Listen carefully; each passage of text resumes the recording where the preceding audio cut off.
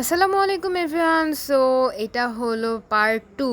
That's mean আমরা যে Jamuna future পার্কে ঘুরতে গিয়েছিলাম। সো আমি বলেছিলাম এটা পার্ট 2 আপলোড দিব, যেখানে আমরা রাতে ডিনার করতে যাই। আর আমরা যাই আমাদের মোস্ট ফেভারিট প্লেস চিজি ফ্যাক্টরিতে, কারণ এটা হলো আমাদের কাছে খুব ভালোই লাগে। আই মিন পিৎজা এগুলোর জন্য বেস্ট লাগে আমাদের কাছে। অলসো পিৎজা বার্গার পিৎজাও কিন্তু আমাদের কাছে বেস্ট মনে হয়, বাট অনেক রাশ থাকে সেখানে। দ্যাটস আমরা চিজি ফ্যাক্টরিতে চলে যাই। এখানেও মোটামুটি ভালোই রাশ ছিল, তারপর আমরা সিট পেয়েছি আলহামদুলিল্লাহ। সো ফার্স্টলি এখানে অর্ডার করে ফেলা হয় ফ্রেঞ্চ ফ্রাই, অ্যান্ড অবশ্যই এসব রেস্টুরেন্টে গেলে অর্ডার দেওয়ার পরে বেশ কিছুক্ষণ অপেক্ষা করতে হয়। যাই হোক, এখানে ফ্রেঞ্চ ফ্রাই সবাই এনজয় করছিলাম। তারপরই চলে আসে একটা নাচোস, অ্যান্ড নাচোসটা কিন্তু অনেক বেশি ইয়াম্মি ছিল, আমাদের সবার কাছে খুব ভালো লেগেছে। অ্যান্ড এটার নাম ছিল টাওয়ার নাচোস। সো অ্যাকচুয়ালি এটা খুব বেশি ইয়াম্মি ছিল। অ্যান্ড নাচোস এনজয় করতে করতে চলে আসে আমাদের পিৎজা। আমরা দিয়েছিলাম দুটো পিৎজা অর্ডার, একটা লার্জ সাইজ অ্যান্ড একটা মিডিয়াম সাইজ। তো আমি নাচোসটা খাওয়া শেষ করছিলাম, দেন পিৎজাগুলো কাট করে সবাইকে দিয়েছি। বেসিক্যালি এটা কিন্তু আম্মুই করে, বাট